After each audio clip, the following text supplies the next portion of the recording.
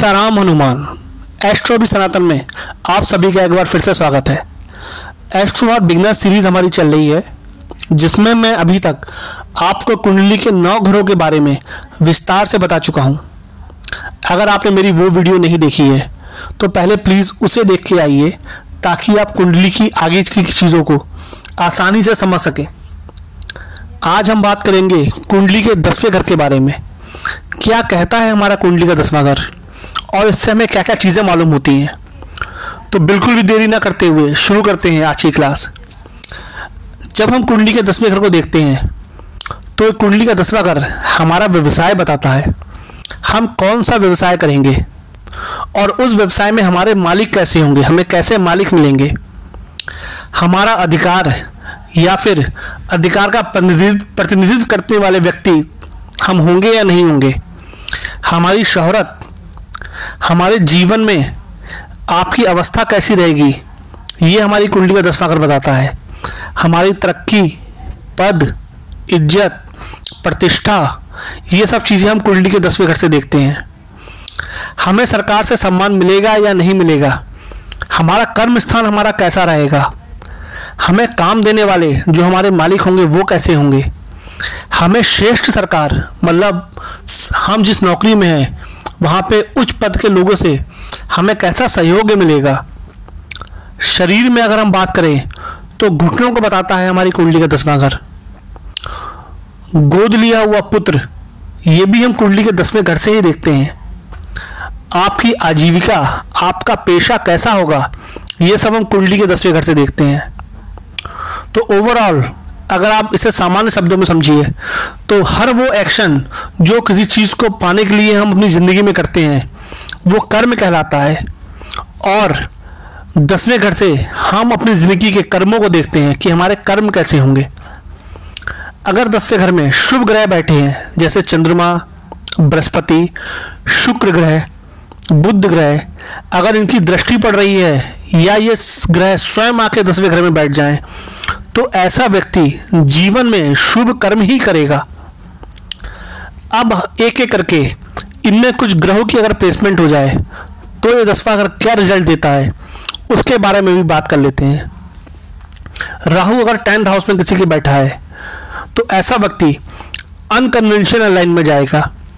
इसका मतलब वो अपनी फैमिली से डिफरेंट जॉब प्रोफाइल चूज करेगा, वो अपनी फैमिली की जॉब प्रोफाइल को कंटिन्यू नहीं कर पाएगा। अगर आपकी कुंडली में केतु बैठे हैं 10वें घर में तो आपको ऐसा प्रोफेशन चूज करना चाहिए विच इज़ रिलेटेड टू मुक्ति, जो लोगों को मुक्ति प्रदान कराने के लिए इजी हो। आप साधना का सिखा सकते हैं, आप योगा सिखा सकते हैं, आप आध्यात्मिकता से जुड़ सकते हैं। ऐसा इंसान जिसकी कुंडली में 10वें घर में केतु बैठा होगा, ऐसे इंसान से अगर आप मिलेंगे तो आपको उससे बात करने में कुछ समय में ऐसा लगने लगेगा कि उसने आपके कष्टों को दूर कर दिया है। इसी जगह पे अगर बृहस्पति 10वें घर में बैठा होता है, you will perform your karma as a guru in your field. चाहे आप कैसी भी फील्ड में हो, आप अपने आप को अपने सहयोगियों के साथ as a Guru he represent करेंगे। आप कुछ ना कुछ उन्हें सिखाएंगे ही सिखाएंगे। जिनकी कुंडली के 10वें घर में सैटर्न बैठा होता है, चाहे आप किसी भी पोजीशन पे क्यों ना हो, you have become a servant in your job. आप हमेशा दूसरों को सहयोग करने में हमेशा आगे रहेंगे एज ए सर्वेंट। अगर आपकी कुंडली के 10वें घर में मरकरी बैठा हुआ है तो ऐसे इंसान को एजुकेशन या अकाउंटेंसी चुननी चाहिए। अगर मून आपके 10वें घर में बैठा है तो हो सकता है आप फूड से रिलेटेड काम करें, आप डॉक्टर हो सकते हैं, आप हीलर हो सकते हैं।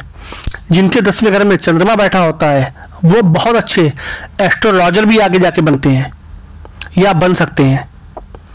अगर आपकी कुंडली के 10वें घर में मंगल या मार्स बैठा है तो आप अपनी फील्ड में एज ए वॉरियर अपने आप को रिप्रेजेंट करेंगे। आप अपने आप को हमेशा सेनापति के रूप में हर जगह तैयार पाएंगे। अगर वीनस आपके 10वें घर में बैठा है, इफ नॉट इन अफेक्शन, अगर वो पाप ग्रहों की दृष्टि से नहीं है तो you will make a relation in your work place. तो आप अपने कर्म क्षेत्र में हो सकता है आपका किसी न किसी से रिश्ता बन जाए। चाहे आप कोई भी कर्म कर रहे हो, आप उस कर्म से पैसा कमाएंगे ही कमाएंगे। अगर सूर्य आपके 10वें घर में बैठा है, it is the best place of sun. उसका कर्म होगा, उसको रोशन करेगा ही करेगा जिसके 10वें घर में सूर्य बैठा होगा। 10वें घर में सूर्य का बैठना good for in government job. आपको सरकारी नौकरी में उच्च पद दिलाने के लिए सूर्य बहुत सहायक होगा। आज हमने बात करी है कुंडली के 10वें घर के बारे में। बने रहिएगा मेरे साथ। अब हम कल बात करेंगे कुंडली के 11वें घर के बारे में। 11वें घर से हमें क्या फल मिलते हैं। सीताराम हनुमान।